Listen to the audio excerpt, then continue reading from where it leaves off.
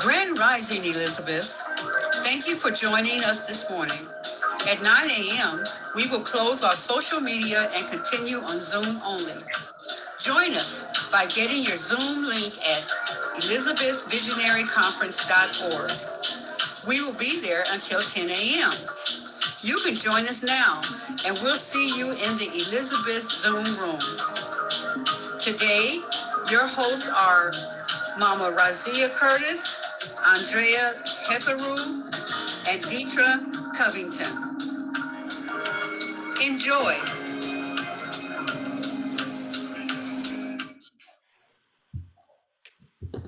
Grand Rising. Where's my cup? Oh no. Your cup runneth over.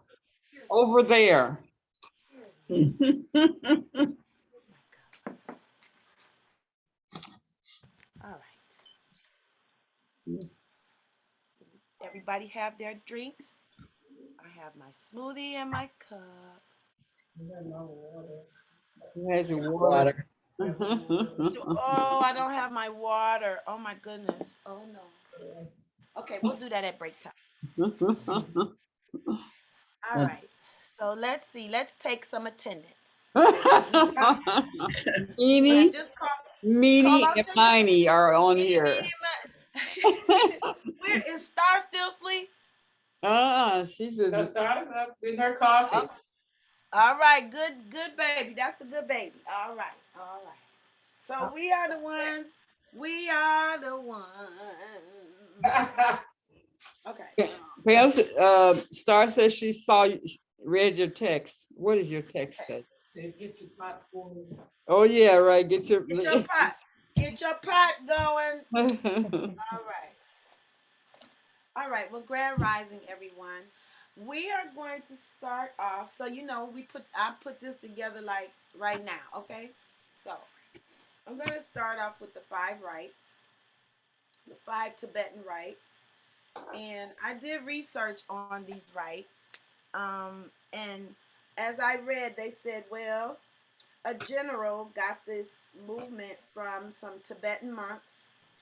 And then when I went on to look further deeper, they said, well, they got it from the lamas, the Indian lamas. So as I looked at the map and saw Tibet and India, and then I went further, you're going to go to the root. You're going to go down, right? So here's this country right here. And I know that country sits there, that continent, it's a continent. The continent sits there. And as I read, it said, well, we don't have to worry about where it came from. Just make sure that you do them because they're good practices. And I said, anything that's got some melanin in it, they hush it out, or, oh, don't worry about it, or I'll pray for you, things like that when they don't want to discuss a thing. So I know where it came from, and I know it in my soul. So I changed it to the 5 soul rights so they can fight me if they want to. Come fight me. Let's just do the rights in a battle. Okay, so the 5 Tibetan rights are 5 movements that are done to slow down the aging process. Okay? These rights benefits are looking and feeling younger, toning muscles, dropping excess fat, increasing energy, strengthening. You're more centered, you eliminate stress, you sleep better, sleep better, sleep better, sleep better. Greater mental clarity and reduced stiffness. And when I say these movements take care of you from head to toe, and it takes, when I do 21 of them, it takes less than 10 minutes. I think I timed it 9 minutes and 42 seconds. So when you do the rights, you start off with 3 movements. Every week you add 2 more movements. So it's an odd number. So you go 3, 5, 7, 9, all the way to 21. So it's 10-week sessions. And I've been doing them now for 8 years. Once my mother passed, I finally, because when I Tanae Dismook and Ifuma Stubbs, they both introduced me at 2 different times to these 5 rights. And I was very attracted to them, but I didn't dedicate myself to them. But when COVID hit, when this planned pandemic started, I yes, the plan damn dim. Get it right. Yep. Yeah. So when I when it began, um, I I got more into them where I set a set time, and I started doing them at 6:30 every morning, and then I went down to 7. But it's good to just do them, and it's best to do them before you go and start your day because they help. With all these benefits, you can't beat it with it. You can't beat it. And so, I'll demonstrate them today. They also can be done in a chair. If you're in the bed, you can always improvise. I always stress that people, you want to check in with the body and make sure that these movements are comfortable for you. I also encourage people that even when I teach dance, I always tell people if you our bodies are different and we know what challenges we have. So if I make a statement, it's all right for you to use the words that best fit you in movement. Um, but what happens is when we have the intention in there, if you create something different than that, I feel like that's okay. Because everybody's body is different, and some people don't understand how to move their bodies in certain ways. Sometimes when I tell people to do a slide, they might do this instead of sliding. So it's a reconnection to the body, and just learning how it works, even with your ailments. When I do exercise, we did exercise eyes. You can do your fingers and hands and wrists. So very simple. The 5 rights are the movements are right number 1. Oh, I forgot that this is going to be backwards. But these are I love cardboard. I have a cardboard fetish, so don't mind me. All right, so our first right is the spin. The spin is for energy. And I looked up the 5 rights with a woman called Carolyn DeWitt. And um, You're going in and out, and also assignment. Pep. I am running in and out. Oh, Yeah. maybe I need to turn off my fan.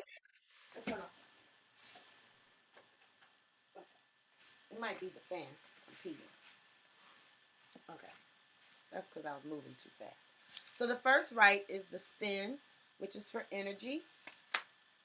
And the mantra for this one is, I am full of energy. Right number 2 is the J pose or the leg raise, and that's for the element of air for all you air signs out there. Ooh. Right number 3 is the arch pose or the back bend for the element of water. Mm. Right number 4 is the reverse tabletop, which is for the element of earth. Right number 5 is the upward and downward dog. Oh, let me go back. Okay, so right number 2, I forgot to tell you the mantra. Right number 2's mantra is, my mind is clear and calm. Right number 3, the arch pose for water element is, I am, let me think about it. I am flexible and receptive for the arch pose. Right number 4, the reverse tabletop for the element of earth. That right's mantra is, I am strong and balanced. And right number 5, upward and downward dog for the element of fire is, I am positive and motivated.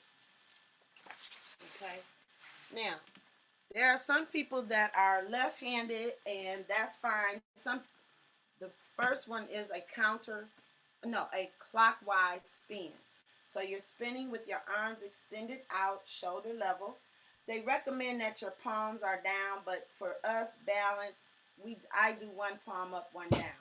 Okay, and you spin clockwise. So you're turning, from left to right. Okay. If some people are left-handed, they may want to spin the opposite way, which is for them. So I don't, I think that's okay because everybody doesn't have the same direction. If you're right-handed, you usually go to your right. Some people go to their left because they're left-handed. I want to respect the left-handed people out there. All right. So many people do these rites first thing in the morning, and some people even do them before bed. If I'm wound up and I'm not able to go to sleep right away, I'll do the 5 rites. Even though they give you energy, they also help you sleep better. So think about what that means. Okay. Ah. In the breathing for the upward and downward dog, the breathing is opposite of yoga. Okay, it's opposite of yoga. So I'm going to go ahead and demonstrate these rites, and I'll do the chair or alternative versions for people that have challenges. So the spin, you want to take your arms out shoulder level. Make sure, a lot of people have shoulder earrings because we're stressed out. So all you got to do is take a deep breath. Inhale through the nostril. You're going to fill your belly with air. You're also going to move your core, okay? That's down to the base, okay? On the inside as you're inhaling. And then as you exhale, you want to pull that core back up behind that belly button. That helps you remember to tighten those abs. Keep those abs taut. You want your, here, you want your pelvis neutral. You want to lift the girls or lift your chest. Arms are around, back, and down. It helps that happen. If you think about keeping your shoulders back, the shoulder blades are almost, they want to kiss, almost, okay? So even sitting like this for a moment, you'll start to feel the burn, okay?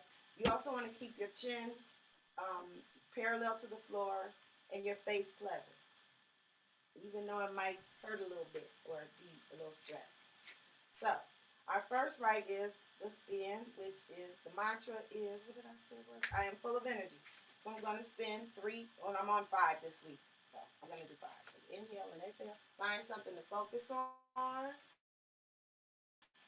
so you won't get dizzy. 2, 3, 4, and 5. Put your foot out slightly ahead of the other, and palms up, or bring your hands together, and just take 3 breaths here.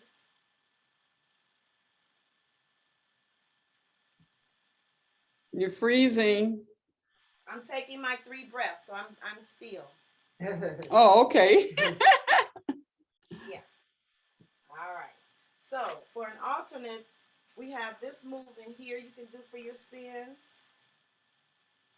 Okay. So each side, it counts for 1. So right and left is 1, and then your 2, and then 3, and 4, and 5. Now, one of the cheats that I like is that if you have a chair that's turned, you can use your chair and spin around in your chair. Just take your feet and spin yourself in that chair, okay? For people who might get dizzy. Our next posture is the leg raise. Okay, so you're down, flat back. You want to make sure that your back is in contact with the floor. Palms are down. You want to make sure that your shoulders are on the floor. They're not going to stay there when you come up, but that's okay. Just because I can feel that I have a challenge, so just the intention is that the shoulders engage Mama your Hess, abs. Mama Hess, Yeah, are yeah. you wanting us to do these? Well, I wanted to demonstrate first and just talk about how to do the movements, but we will. We will. I do want you to do them. But not right now, so watch first. In dance class, our teachers always ask us to watch first. Okay? Okay. So that'll help take up my time. Okay. So you're flat in your back is in contact with the floor, and then extend them out. You want to squeeze your glutes, push through your heels so your toes are flexed, okay? And what you're going to do is you're only going to tuck chin to chest, higher than the bottom of your shoulder blade, okay? And your knee, you're going to push through your heels, and you're going to inhale up as far as you can. Take the legs over and then extend down. Exhale down. So that's one, and you rest between each one. So here's two.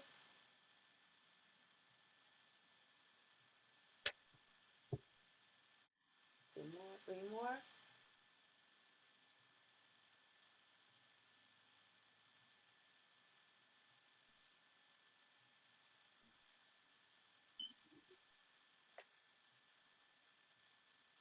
Now, if you're sitting in oh, let me say my mantra. My mind is clear and calm. Now, if you're in a chair, and Mama Fana, you can help me with different movements for people who are in a chair. So let's say that you're in a chair. You can bring your leg and knees up, tucking the chin to chest. So if I was sitting in a chair, I'd be sitting, and then you could bring a leg and knee up, either bend the leg and bring it up with the toe flex, and you would do one and then the other for people who are challenged. And if you can do both, and then tuck the head to chin to chest. And so you can either do one at a time, the legs, but you need to do two for one. And then if you can, bring both up, okay? And tuck. That's an alternative. All right, pose number 3 is the arch pose. So you would get on your knees, tuck the toes, and what happens is you're going to tuck chin to chest. This is right number 3. It's the arch pose. Mantra is I am flexible and receptive, and you're going to inhale back, opening up that chest, elbows going to the back, and then exhale down. So I'll do 4 more. And I'm doing them because I haven't done my right today, so this is me doing them.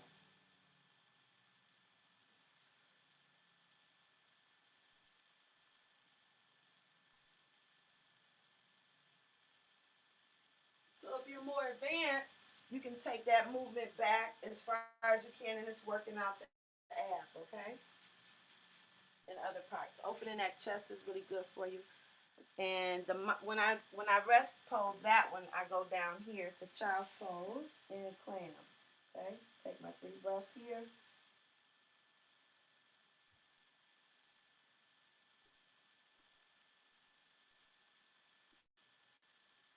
Now, if you're in a chair, your arch pose would be you just do this, inhale back, and then exhale down. Okay, so that's what you can do in a chair. Still with your breath. Okay, that's the alternative for that. All right, right number 4 is our reverse tabletop for the element of earth. This pose's mantra is I am strong and balanced. Now this one, a lot of people want to move their legs. You're going to keep the legs still. You're going to roll from heel to foot. You're pushing into the floor. You're going to tuck chin to chest. Hands are at your hips. If your hands are long, your arms are longer, you can go a little bit further back. So what happens is you push into the floor, so you raise your body up slightly up off the floor. And inhale and roll from heel to foot. And we're here. Okay? It's all right. It's all right. That's a good one. Uh-huh.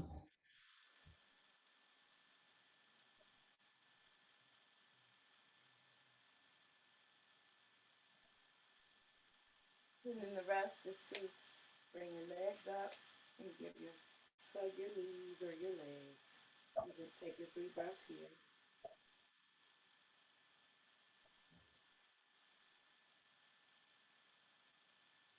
Now, if you're in a chair, you can't, but make sure your chair is stable when you do this. So you can still push up and just maybe here, okay? And do what you can. And that would be like on the edge of your chair. But like I said, you want to make sure that chair is stable and it's not going to slide. So we'll have to come up with another alternative until we're able to build up, okay? But that's just, like I said, if you're sitting in the chair, you can just push down on the seat and just go from heel to foot, okay? To flat foot. All right. Now, our last one is the upward and downward dog. So what I do is I inhale into a plank. You want to make sure your fingers are open at the edge of the mat. Your legs are open. So you start in table. You inhale into plank.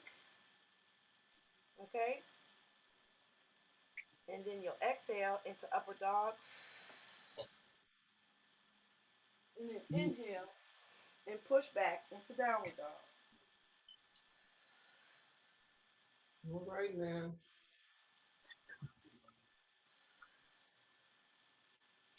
You got that, Mama Evelyn? Yeah. Uh-huh. Some some right. do, So, some do and some watch.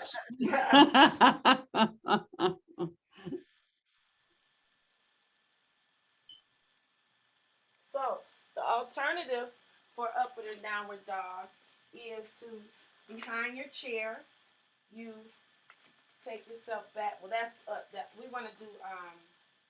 We want to do the upward dog first. So you have a chair or your wall. You can push here, push the pelvis into the wall and back. You can do it up against the wall and then go back here. Okay. That one I can do. Okay. I have a There's wall. always alternate. And then there's a fine. Okay. The mantra for the last one is I am strong and bound. I mean, no. I am positive and motivated. So once you're done, the Dalai Lama that I used the video to research and understand the five rights better. He at the end he folds his thumb between the ring and tuck the thumb between the ring and pinky finger, and extend the arms.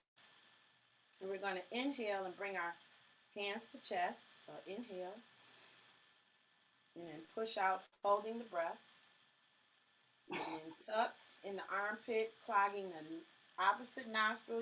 And you're breathing through the nostrils only at this point, and it's going to be 3 breaths. Inhale through one side,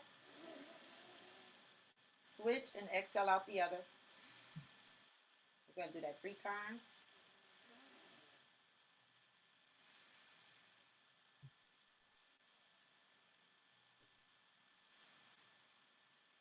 Then release and do the other side.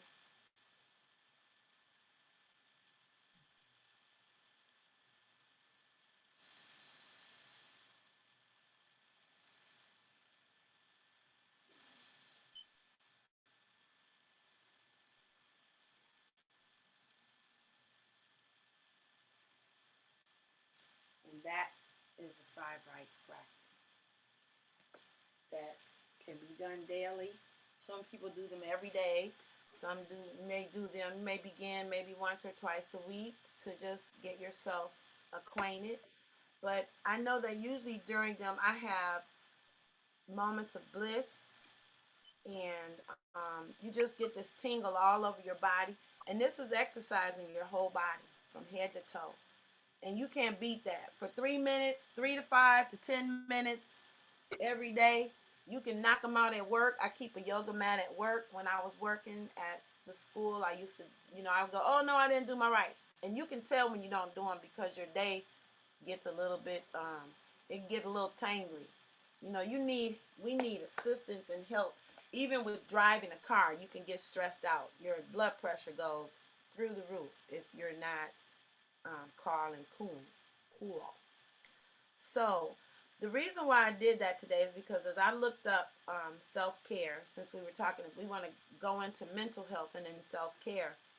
And some of the benefits of self-care are reducing anxiety and depression, reducing stress and improving resilience, improving happiness, increasing energy, reducing burnout, and stronger interpersonal relationships. Because then your mind is a little bit more clearer when you focus on yourself first thing in the morning.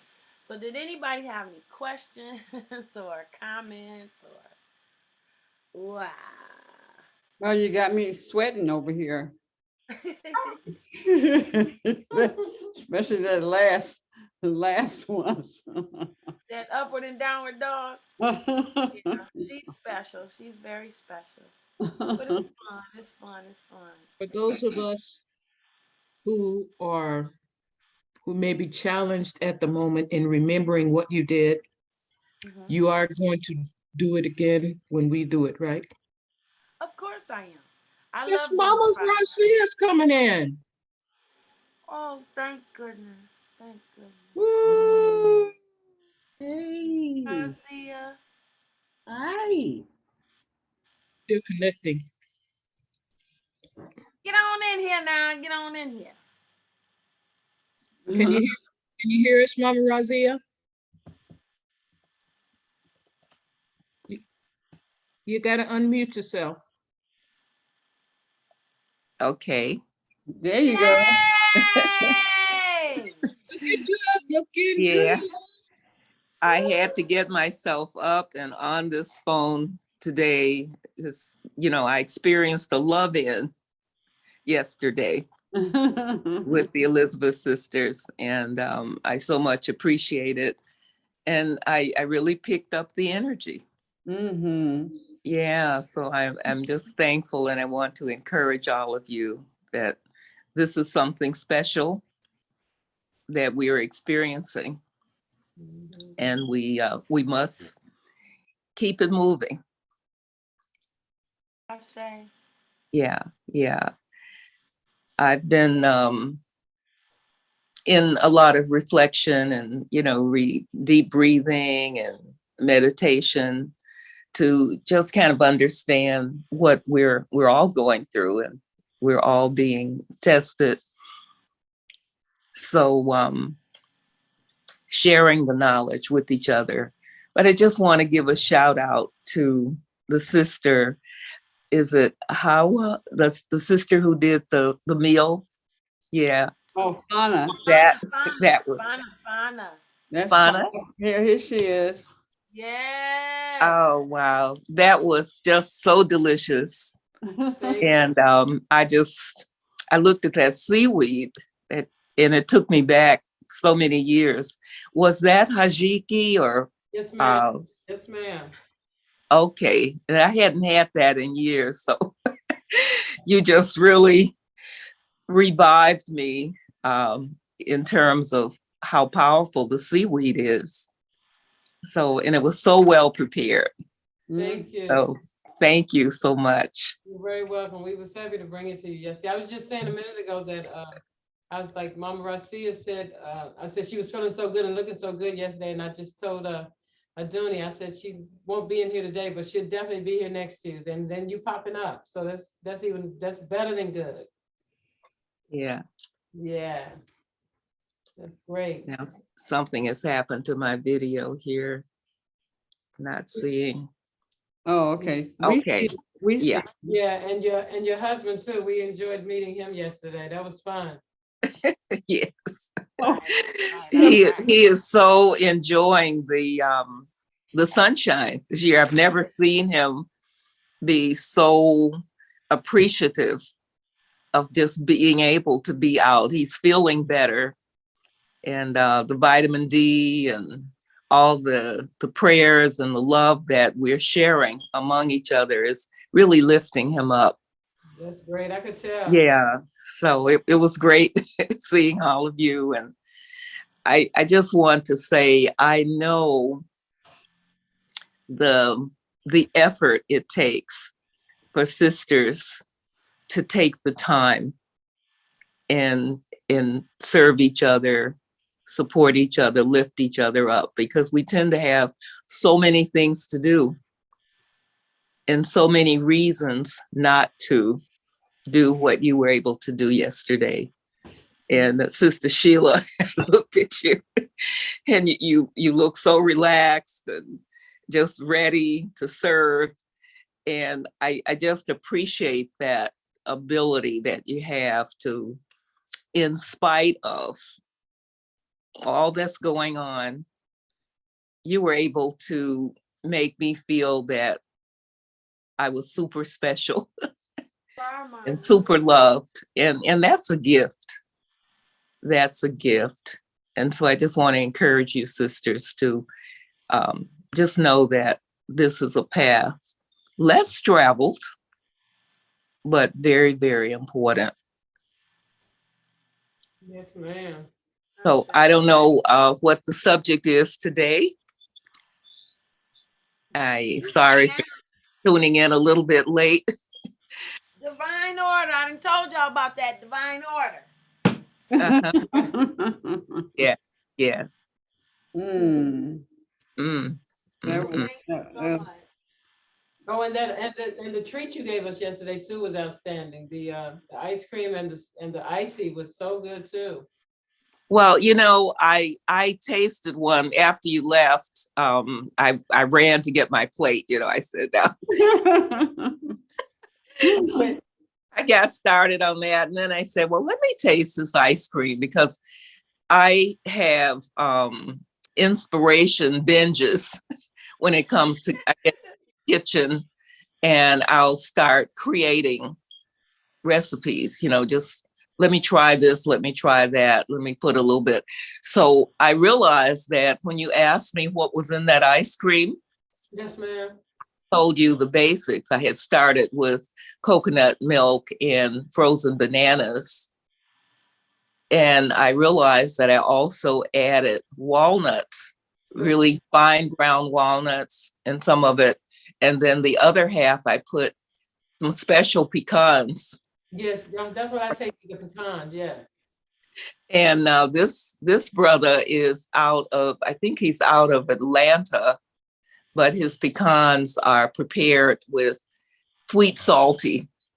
Mm. So they're designed to just be additions to a dessert or to a salad or whatever. I'm going to get more information about him and share it with the Elizabeths because Sheila's vision of lifting up and supporting ideas, supporting businesses, supporting ventures that are new and supporting that unshredded territory is just super. And this man is creating all of these different flavors with pecans. Mm. He has about 8. Mm. And a sister just gifted me with a bag of his different flavors. And I've got to get back to it because yesterday I realized that I hadn't given honor to the fact that I put a few of his little sprinkles.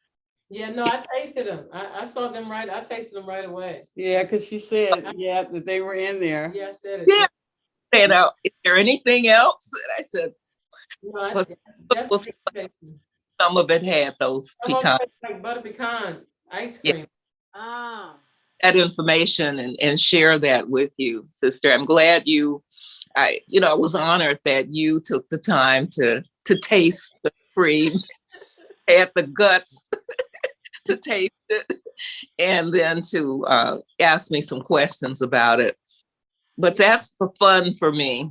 I get in that kitchen. I said, now I gotta feel better. I gotta feel stronger. I gotta keep moving. There's work to do. So once I started moving, became more and more creative. That's wonderful. And it was good because it wasn't so sweet. I'm really not a sweet eater. I don't enjoy a lot of sweet stuff. And so Yeah. it was not sweet. It was just really a nice treat. Okay.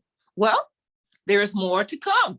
Okay. I think we need an ice cream social. Yeah. We could really, yeah, we could do. Now, Okay. now I know it was something because last night when Dr. Nicole when she heard about the ice cream, the first thing she said was, "What's in it?" So it was almost like it felt like she could taste it. So she was like, "Well, what was in it so I can, know what I'm tasting verbally, you know what I mean?" So Yeah. that was funny that happened like that yesterday. And Mama Razia, this is Sister Nicole Salah. And I think Lily B is on. I saw you come in here, Lily B. Twin. I saw you. I see ya. All right. So, yes, and I love the fact that we can taste food by hearing. You can taste by hearing. Yes. You know what I mean? Our senses are interchangeable. And that's one thing that I love about them. Somebody was gonna say something. What were you gonna say? No, I was gonna say, Mama Razia, Nicole is the sister I was telling you about that came on talking about the, she's a naturopath and all of that. Yeah. Yeah, River of life. I just wanted you River to of life. meet her, who she is. She came on and spoke. On your show you wasn't there. Okay, don't tell nobody, okay? So she was on your show and just shared just a jewel of information. And I was telling you about her in reference to her service that Mike can help you. Okay. Thank you. I'll follow up. Yeah. Okay. Yeah, So, with more jewels than we realize among our people, and so many talents that we are unaware of. And I'm just grateful that we're meeting all these special sisters and brothers through this medium. Mm-hmm. Yeah. We can do a lot with this. Yeah, I'm getting it. You getting it? And yes. Oh, it's amazing. Yeah, I remember our first meeting with you and Seisha and like, is this going to be a lot? And it seems, and I'm here every day, so it's a joy. It seems like, yeah, that is a joy that you can work and enjoy yourself. That's what the whole thing is about, doing what you love to do and getting paid for it. Well, I wanted to ask, I really was there in spirit to the jam session. Oh, man. Just wanted. It was just now over a couple of hours ago, about 4 a.m. Look at Hetheru. It was over about 4 a.m. this morning, baby. That's awesome. I knew what was coming. I said, that's why you ran. I saw it run. I understand. Yeah, she was smart. She ran. She said, I went downstairs and hit the drum about 17 times. I said, if I don't go now, I'm gonna be here in the morning. Yeah. I said, and I got work to prepare for. I can hear Mama Raziya like, Mama Head, did you get yourself prepared? And I was like, oh no. And then I'm with the people that I'm preparing for.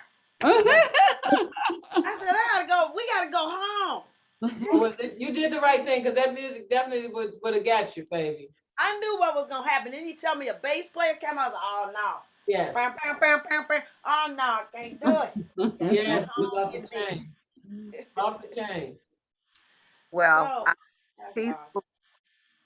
Trying to read myself to sleep. And I got this on my phone. There was this message. I made it safely. I made it home. And this was at what, 1? It was 1 o'clock in the morning, and nobody else responded but Mama Raziya. I was like, oh no, I should have sent this to Queen Aduni. But Mama Raziya was like, Mama Head, I'm reading. I said, I didn't mean to wake you. She was like, oh, and I was already woke, sugar. Yeah, that was unusual for me to be up, reading at that time. I might be awake listening to something, but I was actually reading. And to see that, it was so heartwarming for me to see that come over my phone, because that's what we do. We know that we are loved, and there are people wanting to know that we have made it safely home. Mm-hmm. And all is well at that point. So I love it when people can care enough about me to let me know that they're safe or that they're okay, especially someone who has had a problem with the car or something wasn't, and you do worry. Yeah. You do want that person to be able to make that response. So I love it, Sister Het, that you did that. And I slept well after that. That's good. Put my book down and said, all is well. So Mhm. I don't have to be sitting here reading any longer. Yeah. Yeah. You know, you didn't even know she was out there. Just knowing now, okay, somebody else knows that she's okay. You know. And then Yeah. out late on the weeknight too, you know. Woo, Oh, us. But you know what, ladies? I want to just say something that was really important that our sisters did back in the day. They set aside a time to gather as women and sit and talk and take care of. It was self-care and group and care for the sisterhood. That we took time out. I know my great grandmother was in a little club. My mother's family, they also would get together once a month and have they would I know they were sell that when they got together. I remember the little agenda. Let me see if I got it together. They would sell the Tupperware and the Sarah Coventry jewelry, and then they would pull out the Tripoli board and the Pekino board. Pekino was in the kitchen. That's like the bingo game with the cards. You all know. Y'all heard of Pekino? Yeah. And then the Tripoli board was it was a card game that you played and you put pennies on. So all my mamas, they all had the Crown Royal bags full of pennies and nickels and dimes and quarters. I don't know. Does anybody else's family do this? Because my folks was gambling. I mean, they would raise the money. And then they would go travel once a year. They would go all on the trip. Now, I don't remember the trip because I couldn't go. I wasn't allowed.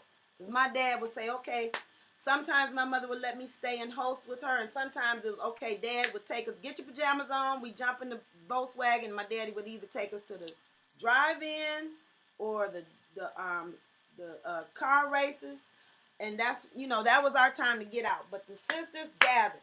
We have stopped doing that. Well, we're doing it now, but we've moved away from that. We used to do one another's hair. I tell a lot of women this is part of my self-care thing.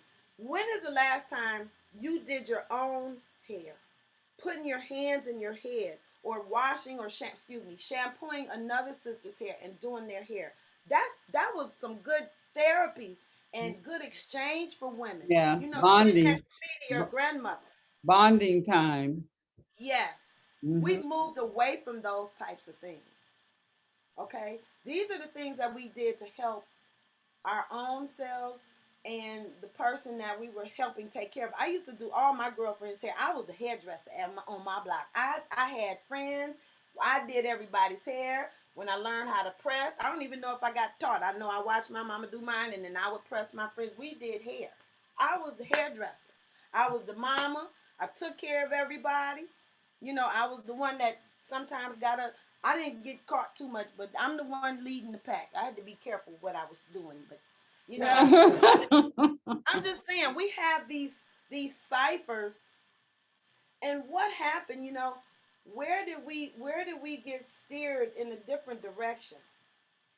When did we stop connecting? And going to have your hair done is a part of therapy. That is a therapeutic time when we're having discussions and talking about life and what's going on, and these are important sessions and times to be together and spend time with one another because everybody on their own beat. When I grew up, the neighborhood, everybody was your mama. If Miss So and So sees something, she gonna call this. I mean, the chain of command is going down, and like you might get 5 spankings. Somebody's gonna get after you all the way down the block. I couldn't do a whole lot.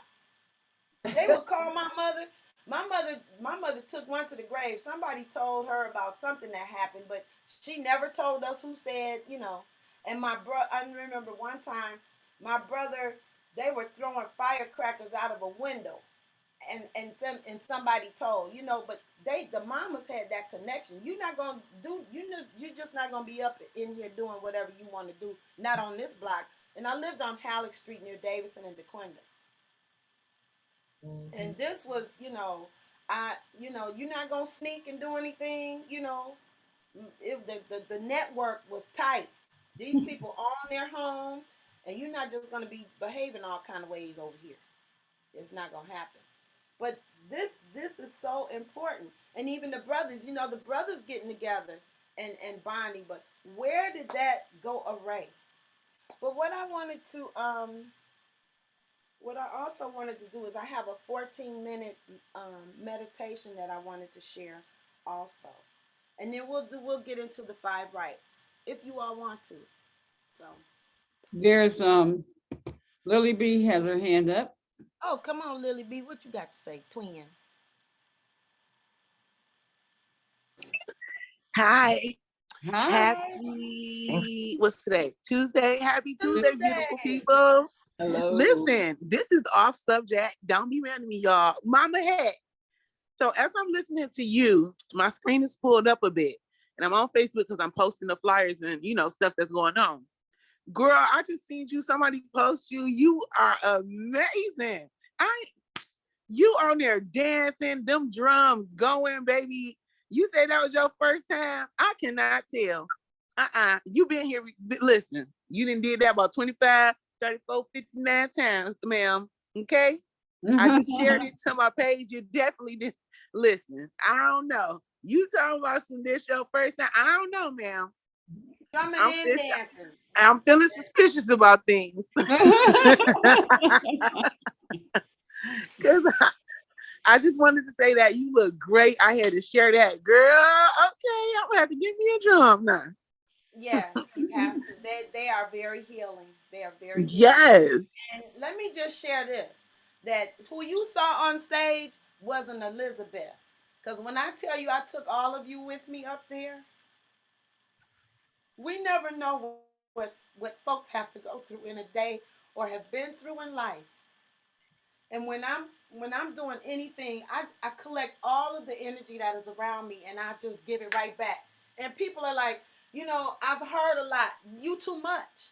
But I'm not an I can't give enough. I can't give enough of what I get from the sisters around me. Ashe.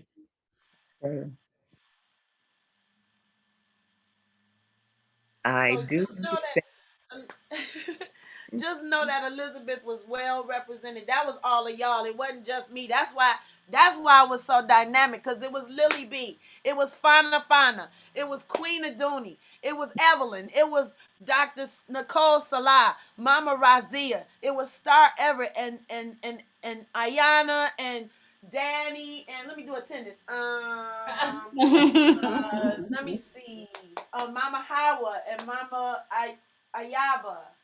I'm missing some names. Now, But y'all Wheelie. know who y'all are. Yeah. Now Wheelie, don't forget Now Wheelie, man. Now Wheelie, it was Elizabeth's up there. Yes. Okay, you all were a part Let of me see if I that. can So share it to the Elizabeth page. see yourself. Yes. Well, I'm proud of you, girl. You represented well. Yeah. You did that. You did it. Thank you. We did You're that. welcome. We did that. We did that. I Absolutely. wasn't by myself. I was not I alone. love to see it. I love to see it. I have, is that the same one that I have? Because I recorded it on my phone, her dancing. I don't know. It's on the black page, BLK, if I'm not mistaken. I gotta look. Let me go back on here and look. But BLAK, if I'm not mistaken. They shared it. And it's like the I gotta see it on. Did you post it on the Elizabeth page? No, it's on my phone. I recorded it. Okay. So I have to I need to do. I got so much to post. We did Yes. it's crazy yesterday and all 3 days we took pictures and stuff. So Okay. that was wonderful. Yes. Yeah. Well, I'm gonna see if I can save it. Mama Het, I couldn't tell that was your first time. It was the drum and dance. I've not done drum and dance together. That was the I dance all the time. Let me tell you, I've gotten in trouble. I want you all to think back. I want you to think back to when you were young and what got you in trouble. And ask yourself, are you doing that now in your profession? Did you talk too much? Did you always move and wiggle around and get in trouble for that? I want you to think about the things that you got in trouble for when you were little And if doggone it, if you're not doing those things now with your passion, are you digging and playing in dirt? Get out that dirt. You're gonna get your knees dirty. Get off your knees. Don't make your knees dark. You know how parents fussing and carrying on. Cause I was a mud pie chef. I don't know if anybody else was a mud pie chef. Do we have any mud pie Right chefs in here, the house? right here. No, my mom let me play. Oh yeah, Honey, on I was playing. Nebraska Street in our first house in Pontiac, Michigan. Yes, I remember Come them on with mud it now. pies. Come on with it. I think I souffled, stir fried, baked, broiled, whatever else. Raw. We had raw mud pies. I was doing it all, baby, and doing it all. And then you had, and then we also had a lot of fruit trees in our neighborhood. So I was a plum specialist also. I made plums in my little dish. My pretend dishes got well used. My pots and pans well used when I was a little girl. But think about the things that got you in trouble when you were little. And then think about what you're doing now. They become your foundation and your base. All Yeah, right. that's why, Mama Hetheru, I always say that when you look back on your life, you'll see that you did when you was a kid is you're still doing that same thing because that brought you pleasure. You just didn't know how to articulate it. You didn't know that you needed to. It was just who you were. You didn't have to have a name for it. Now we have to have a name for it. What are you passionate about? What is your purpose? And we was always on it, on doing that. I have this theory about talking about going somewhere else. I have this theory about speaking in tongues. I speak in tongues very fluently, Okay. and I can do it at will. But I also know when the Holy Spirit takes over. That's when it kicks into fourth gear, and I'm no longer the one that's speaking. But what I realize is that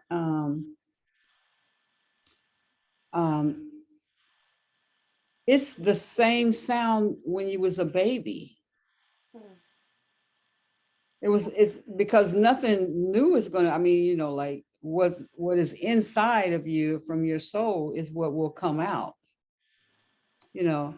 and if what I found out when if I see a baby stressed or not, a baby can just be in a stroller and stuff, and I can walk up to it and begin to talk, or they can be frantic and I go and sing and I start singing in the spirit.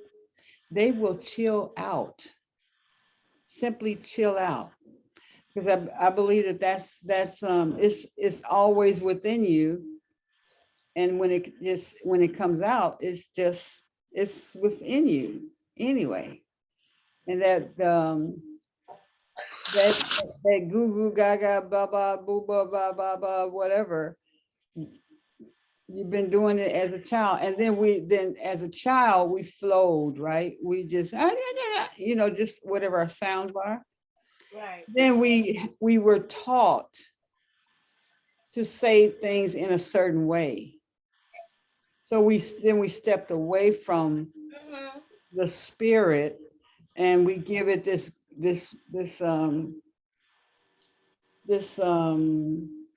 experience, which is beautiful, whatever way it happens for you, but it's this mysterious thing when it really is from as a baby, you were speaking in tongues. Right. You were just flowing until somebody say, stop saying that.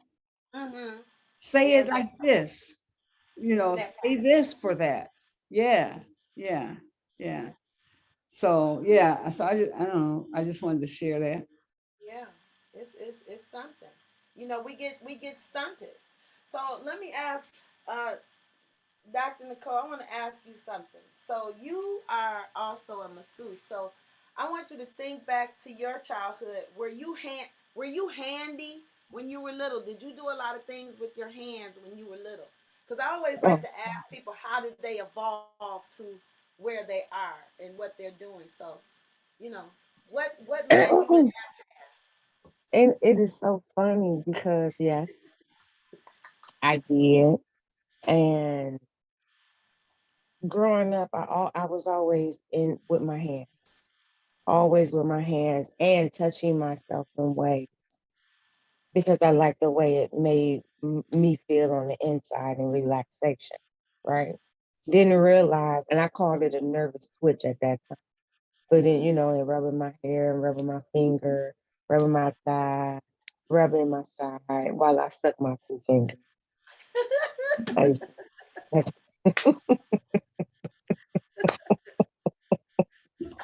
I came out the womb sucking these two fingers, and I was told my mother was told I had a mineral deficiency, and once she fed me so much, and I leveled off that I would stop, and I did stop that turning 10.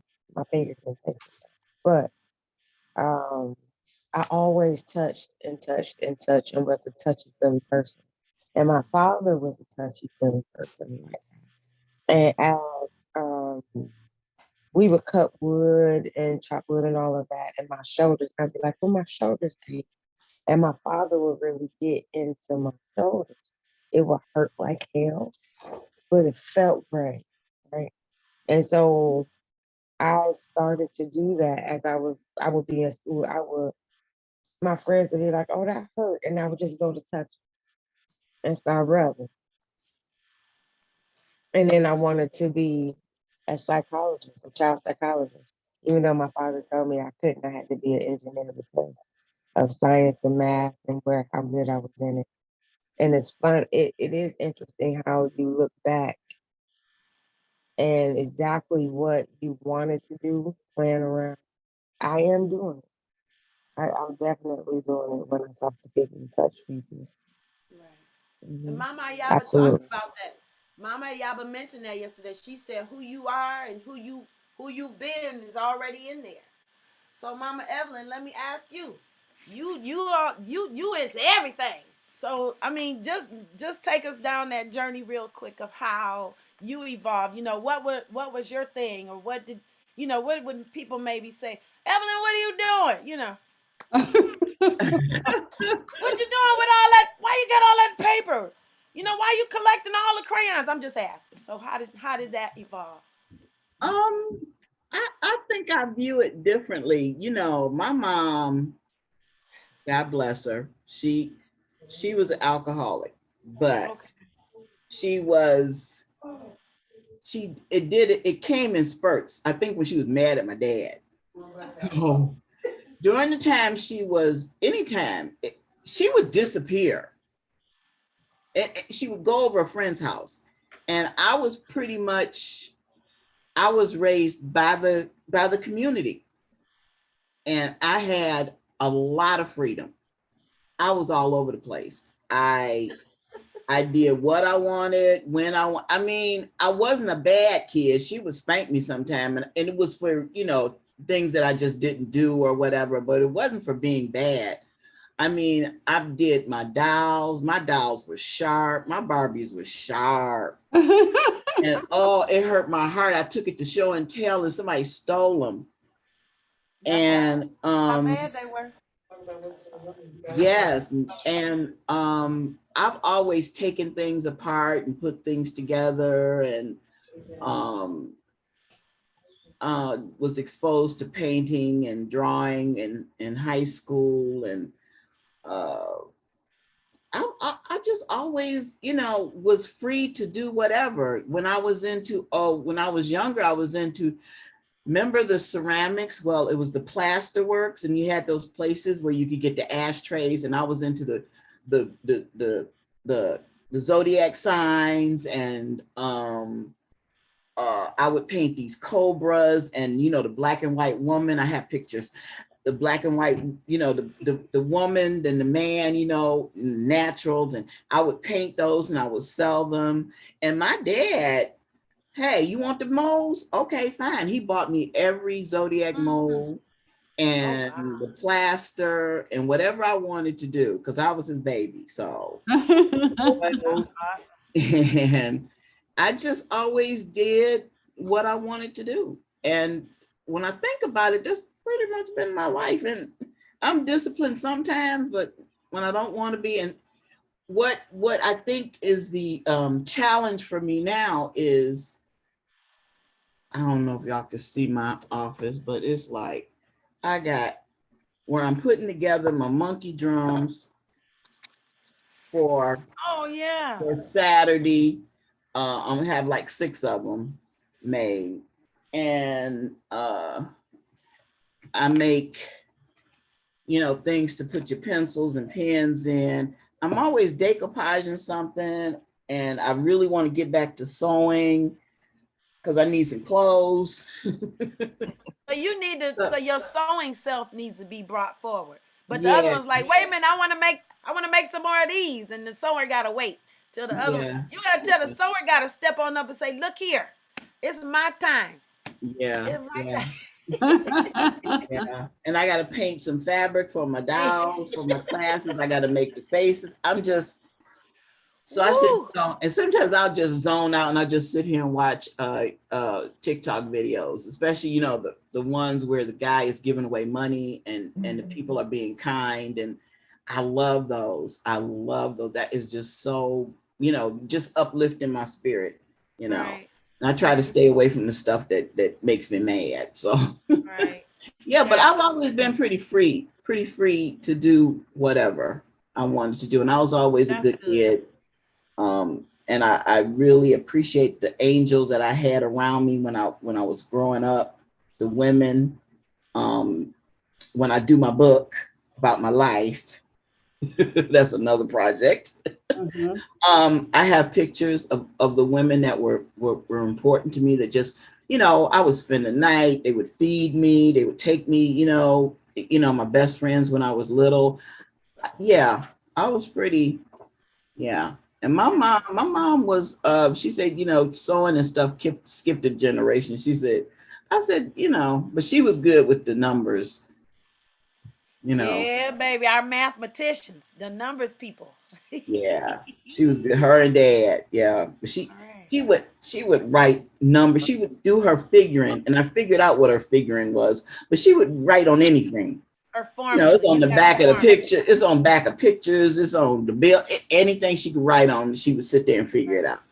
Right. Well, So thank you for sharing. I appreciate that. yes. Okay, Star. I know that you have this relationship with the creator, and so what was that journey like? I'm calling that one. Did you fight it? Did he have to keep knocking on the door?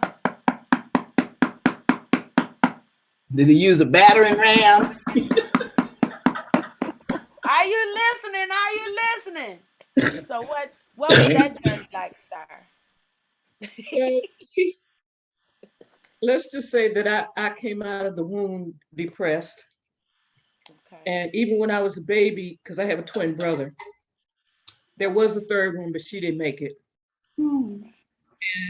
My brother, he loved all the attention. Me, I didn't want to be bothered. Just feed me, change my diaper, and put me down. I was good to go. And but in reference to my relationship with God, it had a lot to do with him telling me on multiple occasions that I could not leave here because I wanted to. And God kept telling me no.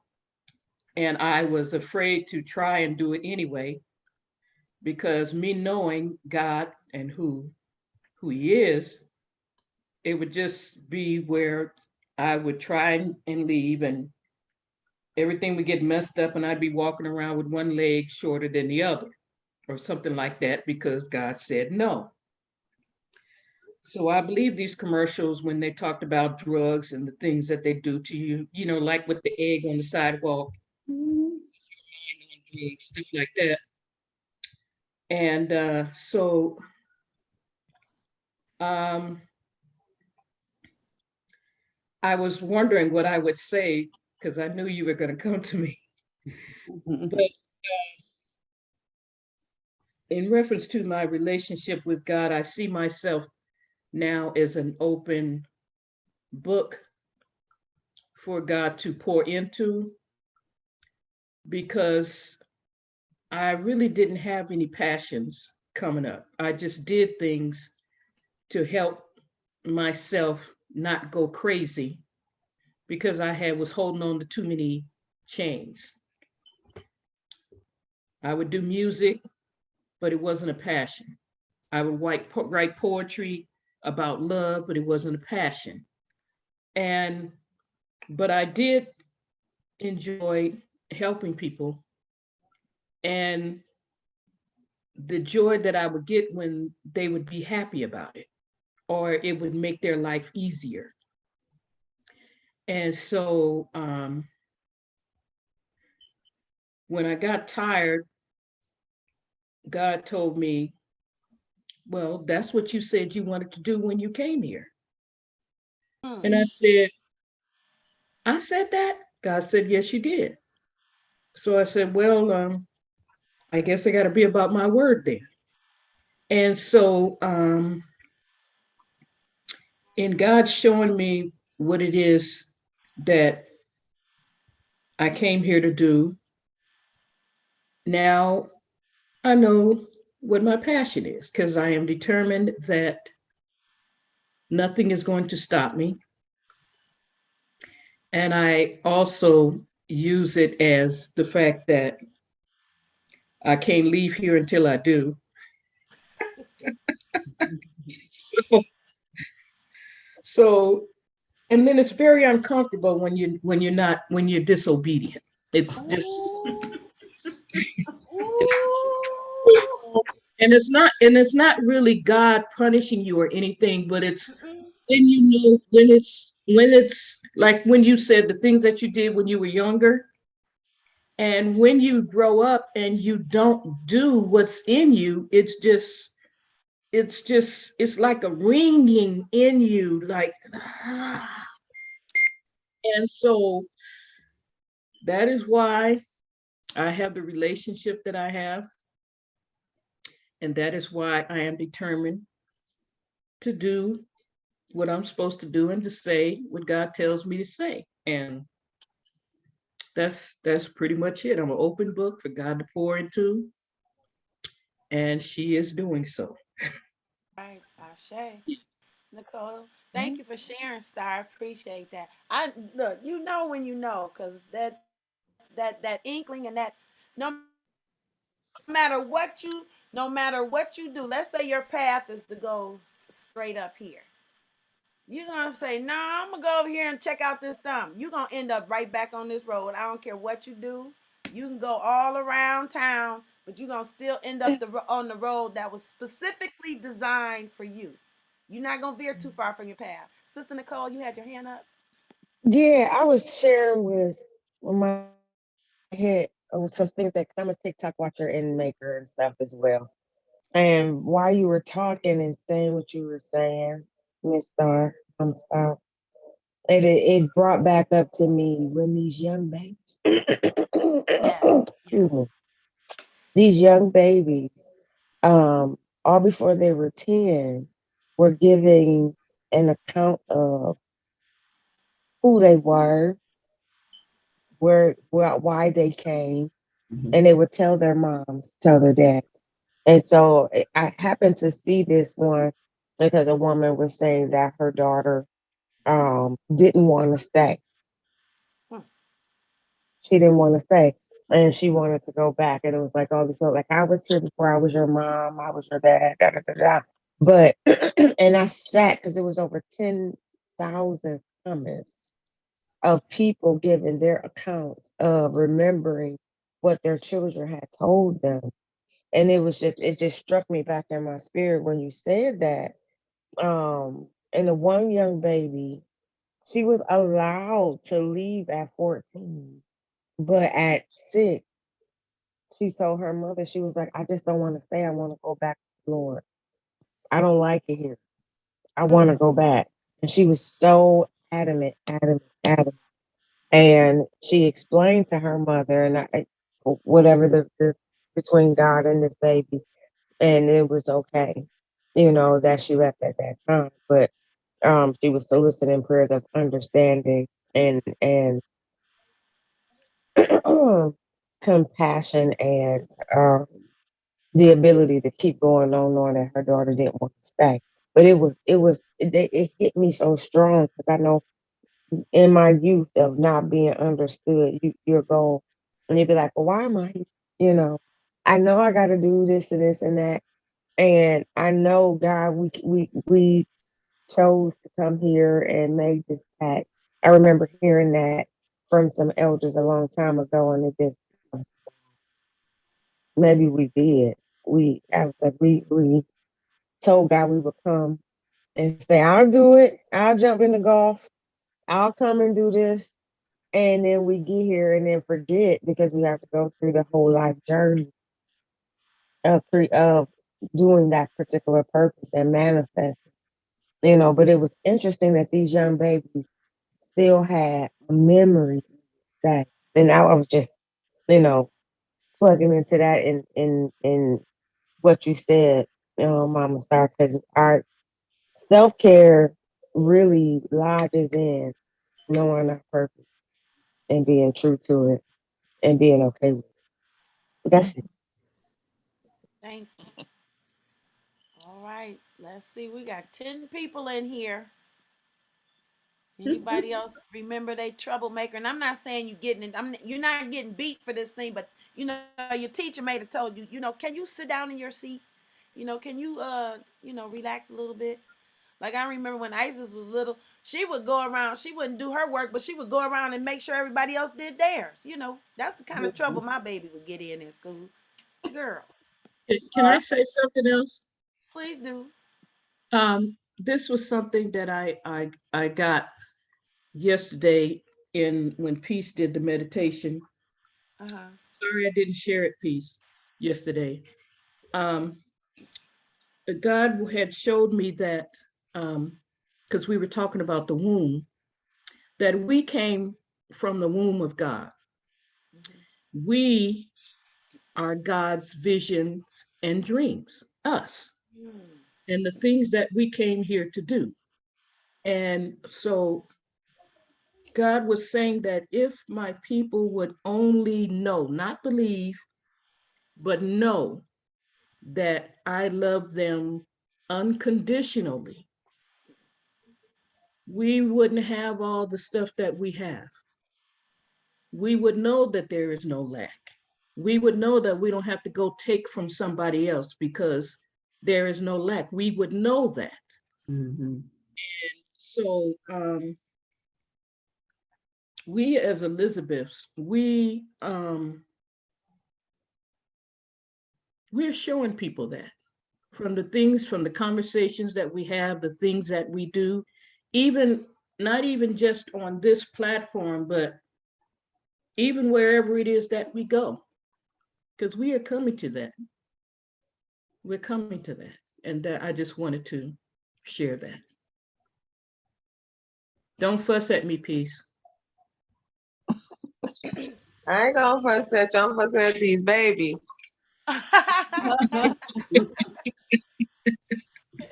Is preoccupied with life. Okay, Mm. ladies, so I think we can go into this meditation.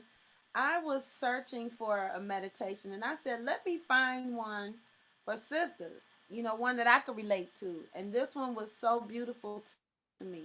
It's called a meditation for Black women. It was done by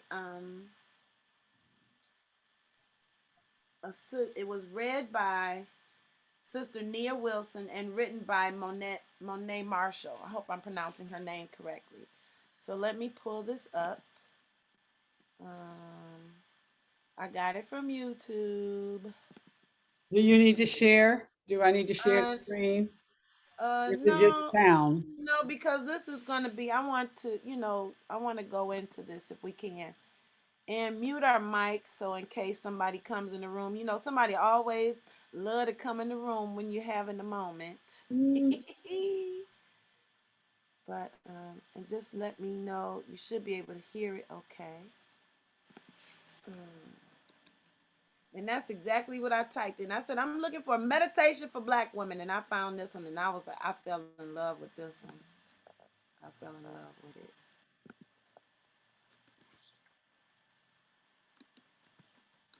Oops, Black women. I had it pulled up on my phone, but I want to put it on the computer so it won't be, interrupted by a phone call and what have you. All right, let's see. There are many on here, but this one is 14 minutes and 1 second. Turn the volume up. Oh, what is it? Bring attention to your root. Just say thank you. Thank you for what is, for what isn't, for surviving, for healing, for creating.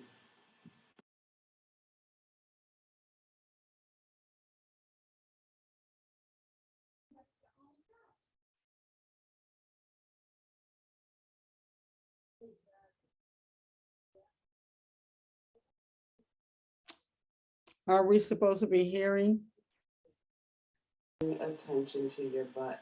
Okay, now we can hear. Thank it for being specifically I'm sorry. Let me start it back yours, over. I'm sorry. uniquely contoured to you. Sorry, y'all. Let me start over. Cause this, I didn't know I was not being heard here. All right, here we go. A meditation for Black women.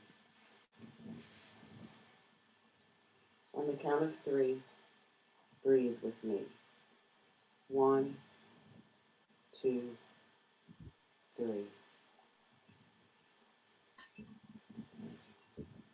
On the count of 3, breathe with me. 1, 2, 3.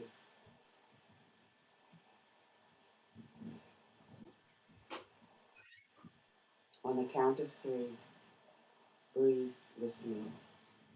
1, 2, 3.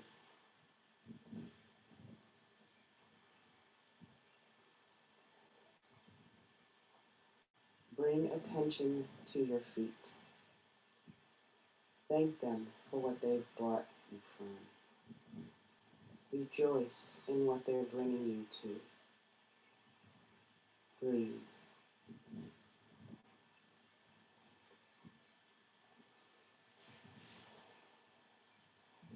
Bring attention to your lower legs. Thank them for the waters they've carried you through.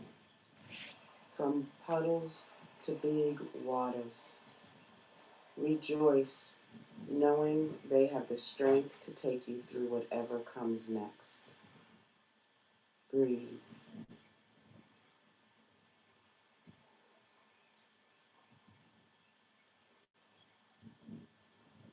Bring attention to your knees.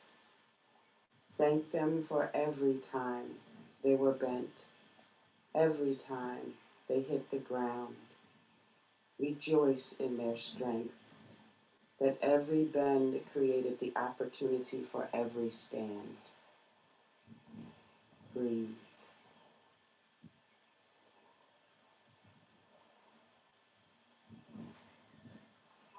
Bring attention to your thighs. Thank them for the gift of parting and the gift of closing again when you choose, only when you choose. Rejoice for the part they play in your pleasure. Breathe.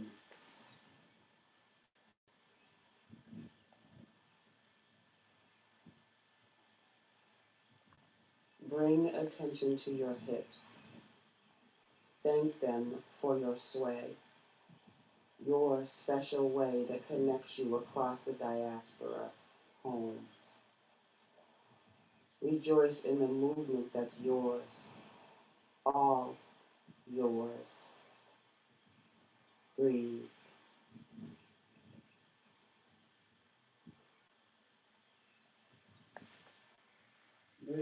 attention to your root. Just say thank you.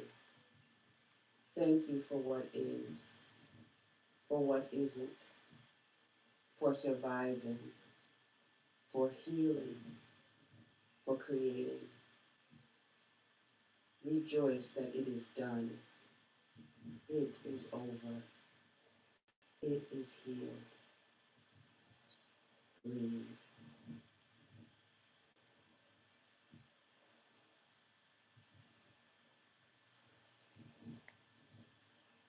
Bring attention to your butt. Thank it for being specifically yours, uniquely contoured to you. Rejoice in its commitment to holding you through every dance, every step, every seated moment. Breathe.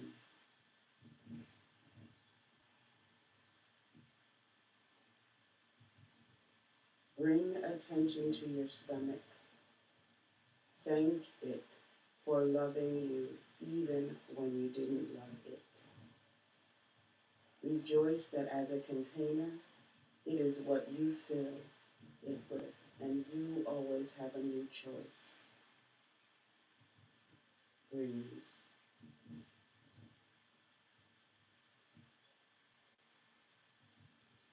Bring attention to your back. Thank it for all that it's held, all it's endured, all it's carried for you, your mama and her mama before her. Rejoice in the knowledge that every load it carries shifts the baggage for your daughters and her daughters after her. Breathe.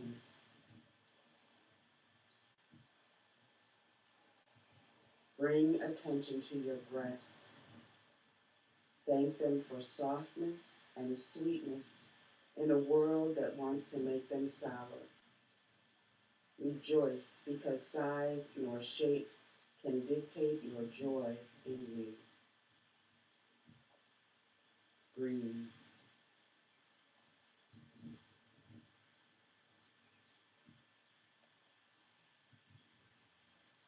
Bring attention to your arms. Thank them for the lifting up and the holding down. Rejoice because you can put the burden down and hold and be held instead. Breathe.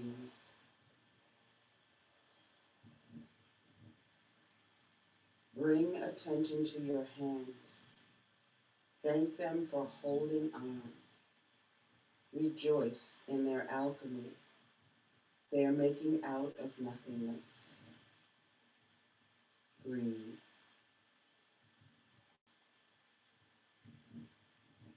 Bring attention to your chest.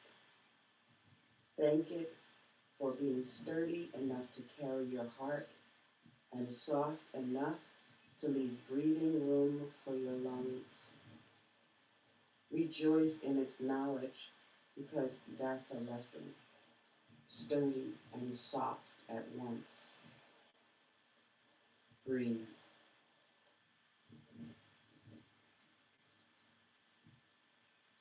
Bring attention to your throat. Thank it for every word spoken. Rejoice, knowing that it has so much more truth to bear. Breathe.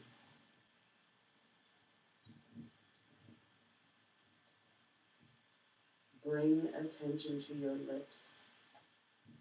Thank them for the silent language they speak in every smile and smirk. Rejoice, because there are smiles and kisses yet. Breathe. Bring attention to your nose. Thank it for smelling and tasting and knowing before measurements and recipes. Rejoice because flowers and newborn babies and fresh baked bread and ocean air. Breathe.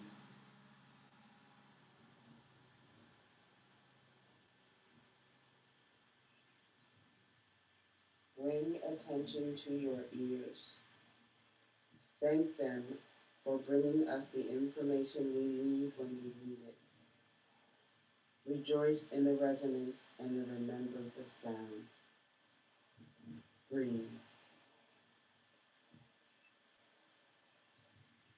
Bring attention to your eyes.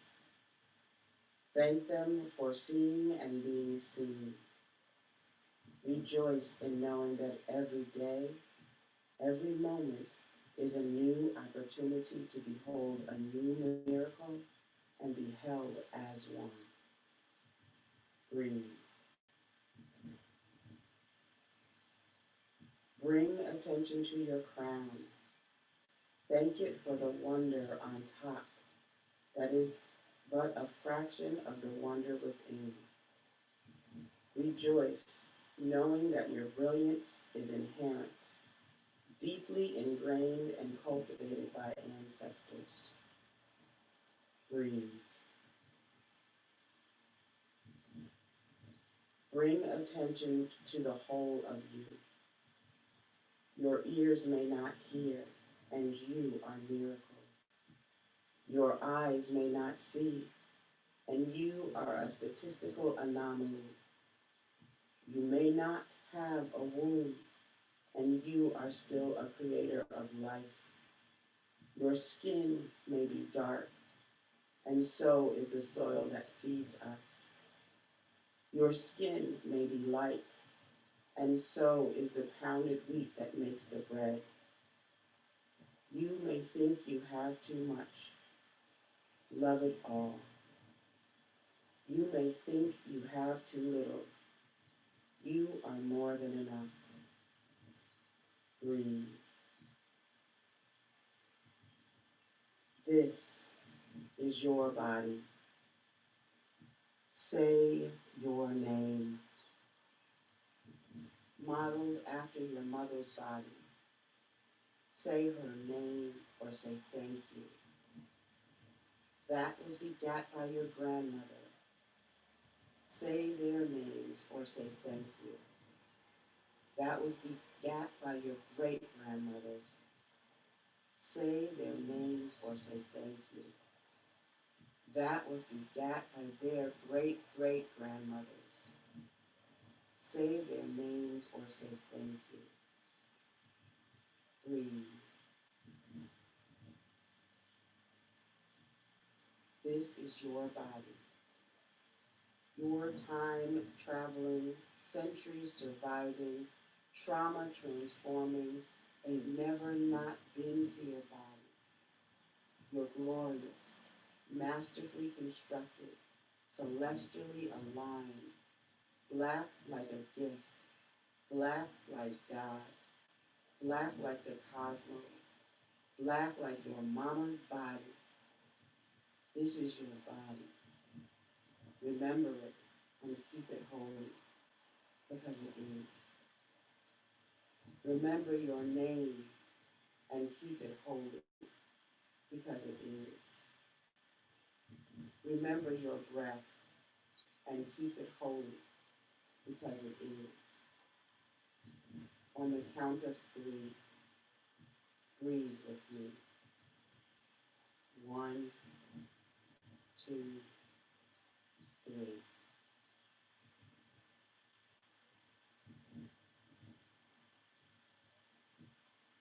On the count of 3, breathe with me. 1, 2, 3.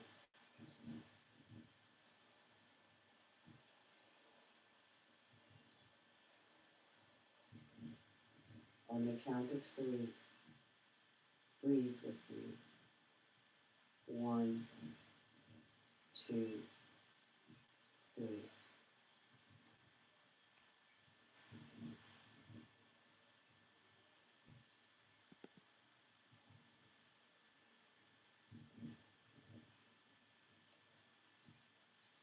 This has been a meditation for Black women, written by Monet Marshall, read by Mama Nia Wilson.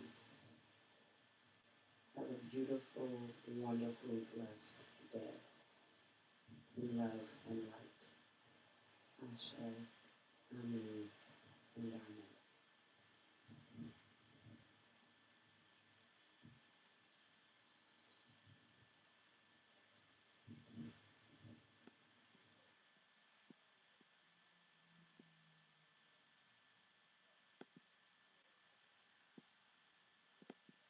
All right, all right.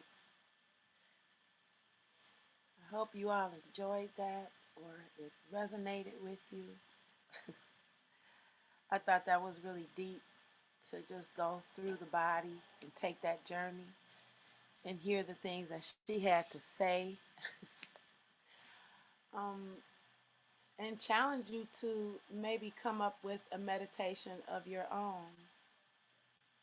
We have musicians in our family here in our Elizabeth congregation. We have wordsmiths, and I challenge you to make and create a meditation for yourself or for others, but mainly for yourself because we want to work on the self care at this point right now. And did anyone have any comments or concerns about the meditation that we just shared?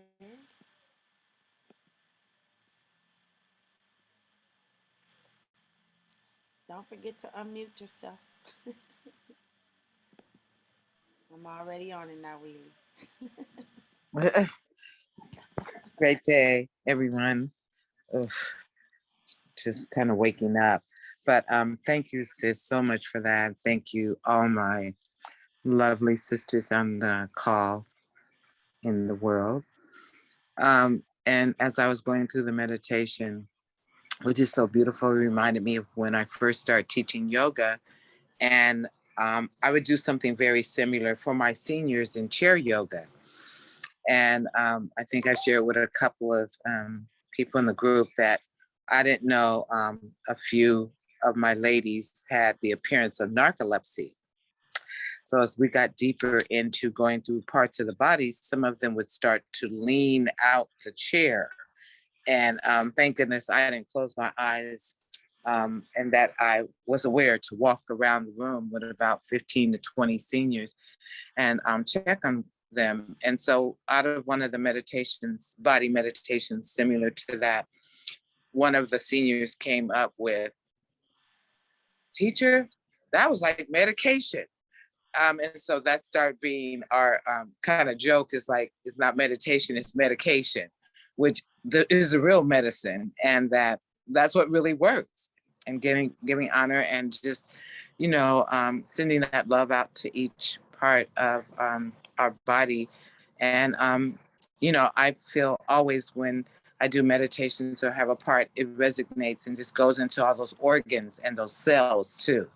And that it's like a spark that it's saying, oh, you're saying my knee, but what's the muscles, what is inside of all of those places and spaces of it. So thank you so much for sharing. That's brought back some beautiful memories, and something I'm willing to put back in my practice too, as I go forth teaching my classes.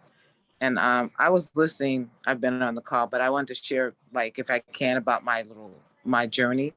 So I always say, and I share, that I'm the quirky girl made manifest. And I'm very comfortable in my quirkiness and my expression of the divine as me. At almost 70, if I want to hop, say hallelujah, jump, skip, throw my arms up, I feel very comfortable with that. So Hetheru, and some of you shaking your heads, you are my sisters. You are my twins, because there's and I'm Sagittarius, it's about freedom. So I've never really felt I did not have that freedom to express, even though Big Mama, Taddy, as we called our elders in our family, would say, girl, what you doing now is mostly what I got. What you doing now? It wasn't tone it down. It wasn't stop it. It's like, what you doing now? And I was born in Atlanta, actually on the property where Tyler Perry's studio was. It was a Confederate Army base. And so all I knew, my mud experience was the red clay. And I had tribal markings on my face. I had pies going. I had red clay shoes. I loved, it just felt so warm and just luscious on my body, so I was the red clay girl. And moving forward, I like, my friends were the lightning bugs at night. So, I'd be running around the property and my grandparents with the lightning bugs. And then flowers really grabbed me early on. And I figured out how I could take my finger and split the stem and put them together. I always had flower wreaths around my body, flower bracelets, flowers in my hair. That's the original flower child, I guess we could say. So like Evelyn, everything around me that I could touch and create something with, I always did. And the spirit of, I think I was blessed in a family. I know, to be given an allowance. I don't know if that's a European thing. I don't know how, but in our family, I thought all Black kids like me got an allowance. And at first it was a quarter or 50 cents in elementary school, but I never thought it was quite enough to go to the store and buy that penny candy. So in that respect, when I started making my things that came to me to create, I go knock into Miss Black's door. Said, "Oh, what, Lavette? What you doing now?" I said, "Well, I made some pot holders. Would you like to buy a pot holder?" I was like on the hustle early on, knocking on people's doors, and they're like, "Oh, okay, I'll buy 2 or 3." By the time I got down one side of the block, come back up the other side of the block, I had an extra like $10, and my allowance was maybe 50 cents. And my aunt, who was raising me, never said anything. She knew, the neighbors had already called her. Levette's at my door. What is it? And always was supportive of, me moving through it. And I think I talked to trees early. So by the time I got in philosophy classes and she talked about going outside and looking at a tree, I jumped in. I was like, well, I'm already talking to the trees. So I guess I am a philosopher. It's just like my journey has been one of which I found out Lavette means joy and Nawili means pleasant to be with. So I have found the joy in being pleasant with myself and with others. And that's been what I express. So yeah, so y'all can always ask me what you doing, because I'm gonna say something coming if it ain't here. So yeah, thanks for letting me share. So yeah, I'm glad you shared that, Noeli, because I also wanted to also share that I realized that everything that I pretended to be when I was little, I've done professionally. So go back and look at that. Go back and look at the things that you did when you were young, if you're not using those things right now in your passion or in your careers. So do that mindscaping, do that time travel. Do that. Whew. And then sometimes, excuse me, in life, you're on your path, and then all of a sudden, and it's not necessarily a bad thing that happens, but life presents itself a new opportunity, or like the sisters who have said that they had to move back home so that they can help with their parents, and then ended up staying here, you know.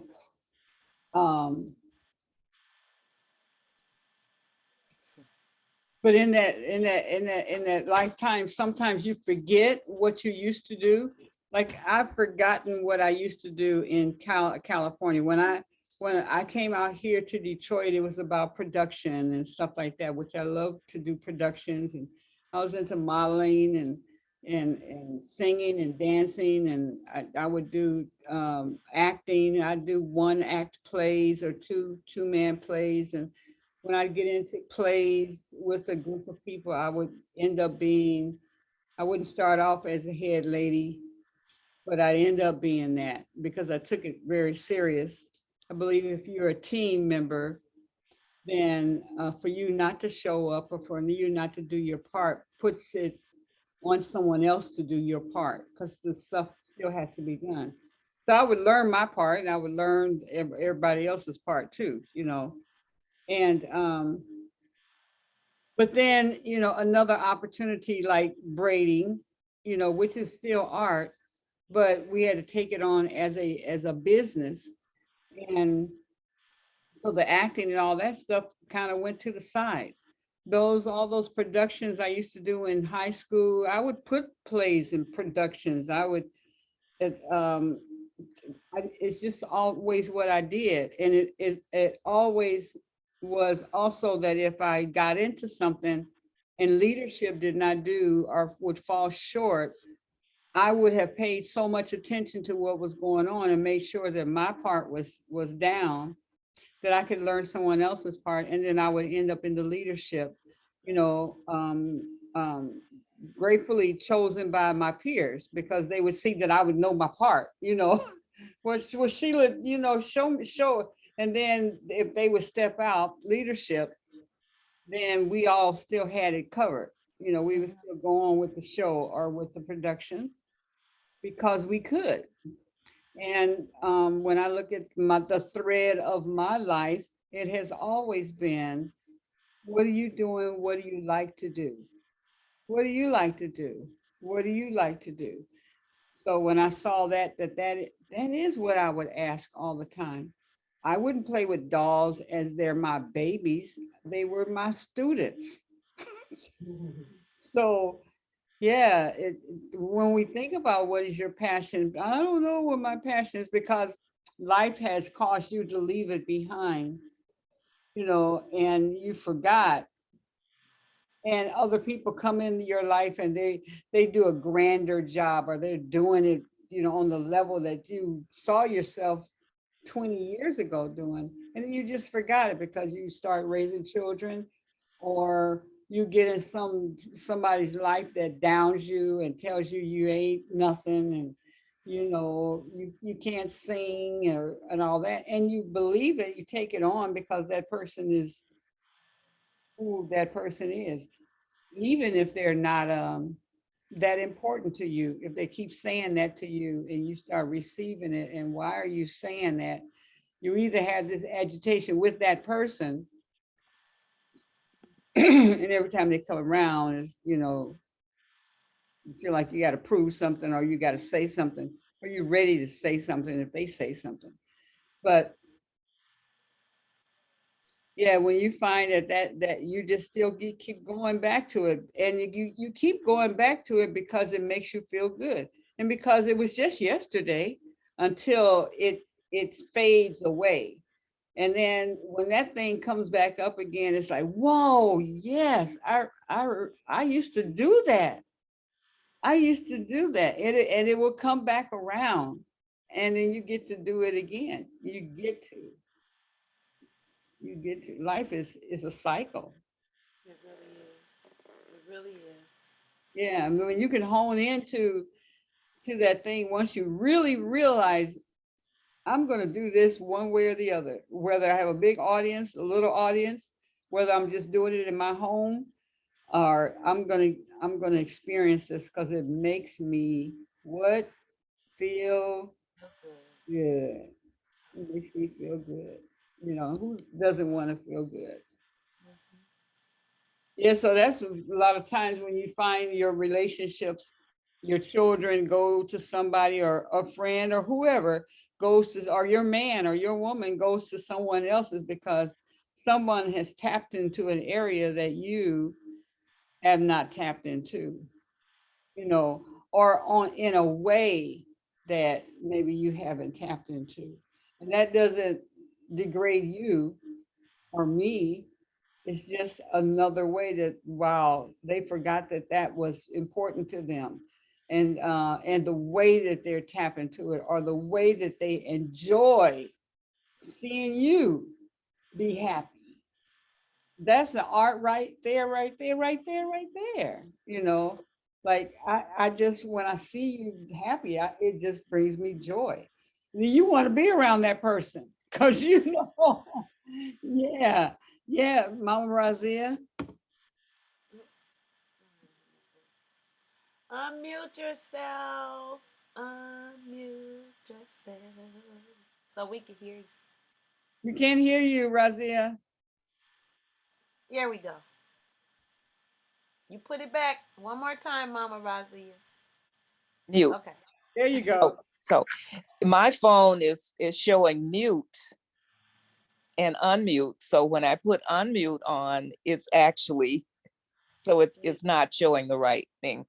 But I have just enjoyed the discussion today, and I'm remembering that I was always wanting to do something different.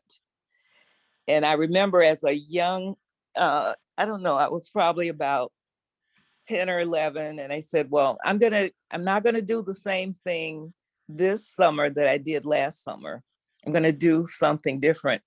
And I didn't realize what was happening. And one day I asked my mom, I said, was I, why would, why was I the only girl that went to camp? I had 3 sisters. And every summer I went away to camp. If there was something that the church was sponsoring, I was the one that went as the representative or as the person, you know. So I asked my mother what was going on, and I said, was I a delinquent or something? Why did I get sent to camp? And she said, you were the one that showed all the interest. You were the one that raised your hand. I want to go. I want to go. And so I just supported that. I didn't understand. And the other girls just went along with it. Yeah, Raziya will go. You let Velma go. I remember when we had, my grandfather needed help on the farm, and he was raising sugarcane. And I was the water girl. I was the person who carried him his lunch, who carried him his snacks. And I loved doing it. And my sisters would look at me and say, wow, you enjoy that? That's, and so as I look back, I was always happy to do something different, be the one that said, let's try this. And other people, but that might do this or that might, and I'd say, no, I think it'll work. So as I'm looking at this and saying, wow, it was something that started really early. By the time I was a teenager and we had these little summer jobs, I would say, well, I can't do the same thing next summer. And somebody would say, but you have experience. Why don't you could probably get promoted on this since you did it last summer? And I say, no, I have to do something different. And I never said life is short, but I recognize that every year was so important. I didn't want to put off. It's like you have a chance to work 5 different jobs rather than master the one job. And sometimes I thought it was off because it made sense to stay in one job and get promoted and get a little bit more pay. But for me, it was like, there's so many experiences out here. And I don't want to stay on this one job for 5 years when I could have 3 different job experiences, 3 different professional experiences. Now, I'll admit that for many years, I knew I wanted to work with food. So by the time I got to college age, I had said, I want to be a dietitian. I want to be a commercial dietitian. But I was in Mississippi, and as a Black girl, I could not get into the School of Dietetics in Mississippi. Mississippi State University and these. I would have to go out of town. And my mom was, oh, you're young, you're too adventurous, you need to have me watch over you. I don't want you to leave I was like 17, 18. I don't want you to leave the state without being with family, or you need protection. So I ended up deciding to go into sociology and psychology, and I ended up being a social worker. I worked for several years in that field. I enjoyed it because I enjoy serving and helping people and assisting families. But guess what? One day I was sitting in my office and I said, I'm out of here. And I came home and started the Healing Support Network mission. And people thought I was crazy. You mean you left a paying job to go and do volunteer work in the community, serving meals every day and this? And so I look back at that and I said, it's about something that I was destined to do. And it went all around. But the one thing I can say, I was very frequently realizing that the work that I chose, going to those various jobs and looking at this setting, that setting, I would always say to my husband or my family, I would do this whether I was paid or not. I carefully chose the work settings that I would embrace, and at work settings that would give me joy. And I didn't feel like it was work. So I went wanting to go and not going because I would get paid. Okay. And that I can remember as something that must have started very early in my life, to say, I want to enjoy what I do. Yes, it's maybe seen as work, but it brings me joy. And the joy is as important and more important than the pay. That's right. That's right. Yep. Now, thank you for sharing, Mama Raziya. Sister Star has her hand up, and then we're gonna wrap up, ladies. Yeah, and also Asha is here, and she had talked with us last Friday, and she says you want to share this, what you're bringing here, and then switch to Pam after that, Asha, so they'll know what you're putting in the chat room. Unmute yourself. I was gonna say, can you hear me? No, I'm looking at We can hear you now. Good morning. Good morning, everybody. You ladies look amazing. I'm loving the colorful backgrounds, and I just good morning to you. So my name is Asha Tyson. I was here on Friday, and I had the honor of addressing these ladies on your Passion Friday. And then the lady said, well, what are your books? What are your products? So I have two things right now.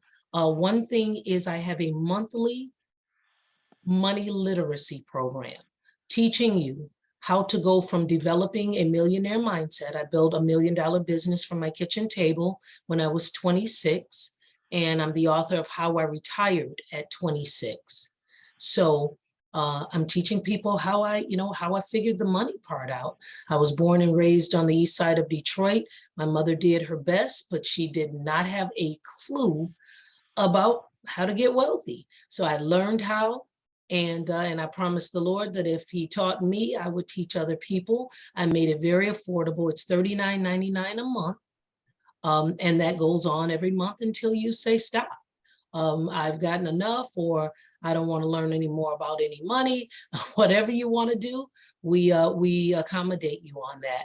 But what you're going to learn is everything from developing the mindset to now the hardcore empirical data elements of money. I teach you how to manage your own portfolios, How do you buy stock? What is stock? What is the New York Stock Exchange? I start very, very small, all the way up to some pretty sophisticated concepts like how do you make money in a bear market? How do you buy a put? How do you sell a call? What are options? What the heck is she talking about right now? Right, kind of thing. Right. So you're going all the way from the basics. How did you get in debt? How to get out? Become a member of the 700 Credit Club score. And so that's Money Magnet Mentoring, and you have that link. It does go up to $49.99 in January when I offer it to the public. The second link you see is my book, How I Retired at 26, but I'm also giving you some extra goodies in there. This group has its own coupon that you can use in order to save some money. That is there for you as well. I've already put the coupon in. It's Passion is the coupon. It's already in there. And you're welcome to get the book. Now, I'm going to ask your forgiveness in advance. My assistant is on vacation. I am not the techie brains of this whole outfit. So if it looks a little weird in there, the only thing I can promise you is one, the right amount of money will be deducted when you choose to purchase. Two, you will get your stuff on time. Now, the prettiness all in between and having it at a website, I gotta wait for her. I gotta wait for her. So forgive me on that part. My phone number is on the sign-up sheet. So if you need anything, you call me and we'll work through it together. But that is not my strength. And you know, she's gonna be proud I made it this far. I made it this far. But I wanted to be my word and do that for you ladies. I thank you so much for your time. I will be back. You're a special group. I like you a lot. You're a special group. Thank you. Cool. Thank you. Thank you. Thank you. Thank you. Thank you. Thank you. And I do plan to take that ride with you, that financial ride with you. Or yeah, Come walk, on board. walk, crawl, walk, kick my feet up and down. Listen, I didn't know before I knew. Yeah, I know, right? Right. So there's no shame in that. I didn't know before I knew. I learned it. You can too. Yeah, yeah. I say, thank you, thank you, thank you, thank you. Now, is the rest private? You ladies want me to drop off? Okay, stay on. Okay, cool. Okay, Pam or Star. Okay, I wanted to say what I got in the meditation was, you know, for us to just be who we are. Okay. Because who we are and what we do brings people joy. It brings people peace. And we might be the only reason that they get joy or peace that day. So just continue to be who we are. And I wrote a poem, and if you don't mind, I'm going to read it. It's not very long. Bring it. It's called To See Yourself. Imagine a rainbow in all your favorite colors. See the power and the majesty of a waterfall as the aftermath sprays your face, your body. Think about that which brings you joy, makes you smile, causes you to stand upright and say, hey, I make a difference. Then see yourself for who you really are, the best that God has ever made. For there can never be anyone else like you. So when you cross another's path, know that just like you've encountered someone very special. So I just wanted to share that with everybody. Thank you. Are you saying that we're special? Yes, and I'm saying God says you guys are special. Well, we are special. Okay. Asante. Ashe. Thank you. I just want to say thank you all for this Tuesday that happened as it became Tuesday at 12 midnight, and we were still hanging last night. As I thought my mama would have told me you should have been ready last Tuesday for this Tuesday, but hey, I love the way Spirit works. I am so grateful for this cipher, and I like to call it a sacred cipher, the sacred cipher spiral of sisters. And every time I say it different. But the spiraling is important because when we do circles and cycles, we just keep going around and around and around and around. So the spiral is that we spiral in and we spiral out of knowledge and understanding, understanding, overstanding, and love. So thank you for this platform, Mama Raziya. I'm so glad you came on today. So good to see you and have you back. Thank you, Asha, for Thank you. returning. Thank you, ladies, for being. Everybody is back. And like I said, these sisters stayed up till the 4 o'clock morning wee hours. And they still came on. So if you didn't have your tea or your coffee, your smoothie, and I got to go get water. I only had a corner in here, so I need to go get your water and watch the video and check out the 5 rights. I hope that you all will adopt or at least, attempt to do them or, make up your own movement if you need to. It's all good. Movement is good. And stay in gratitude, and in gratitude will come creativity. So if you're sad or mad or feeling some kind of way, if you just say thank you for your your abundance, excuse me. Thank you for your barakas, and that's what means abundance, and then your creativity will open up out of that gratitude. So that's All right, ladies. Thank you. Thank you, Mama Hetheru. Beautiful job today. You held it down. You held on. So happy to see Raziya join us. yeah.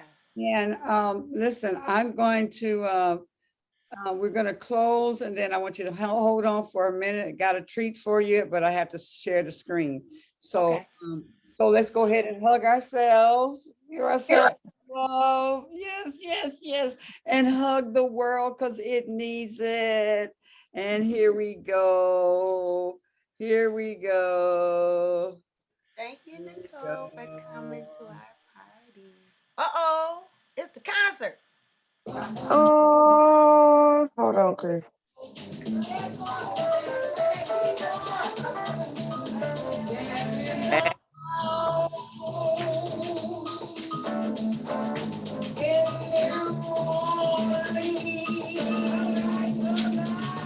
Ah, Go ahead. Go. Sing, girl. It's been the ruin of many young girls. Oh, Lord.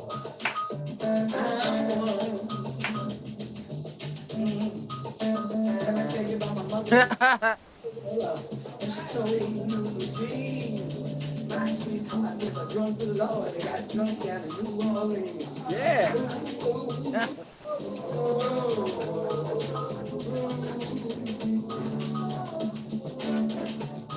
Go and tell my baby sister, never do what I have done. Shut that house down in New Orleans one day, called the rising sun. Ooh,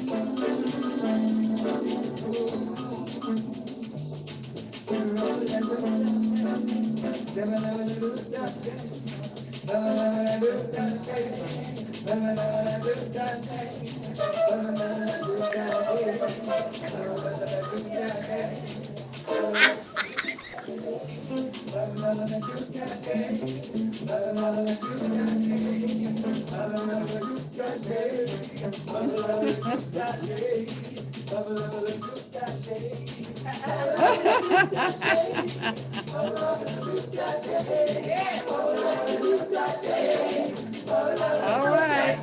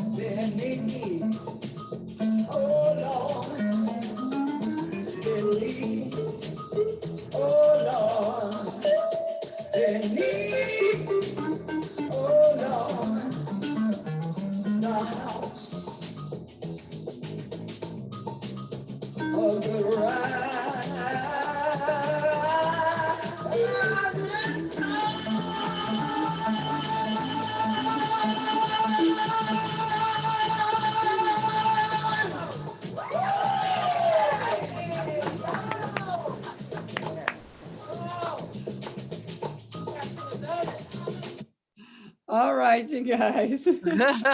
Shay. Ooh, y'all had a full concert down there. Oh yeah. Good.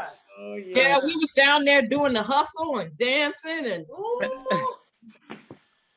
That's all right. That's all right right there. Okay. Right. Yes. Well, We're out. it's been a great day.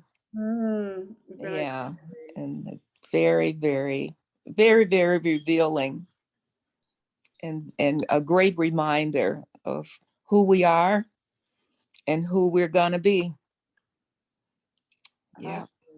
This is great. Let's get to work, y'all. Get to work on your passion. I'm getting ready to go eat some of my fana. I don't know about y'all, but I got some fana. And I'm going to get my seaweed and my mushrooms and Yeah. my salad. And my sketty. I love y'all. Thank Enjoy. you so much.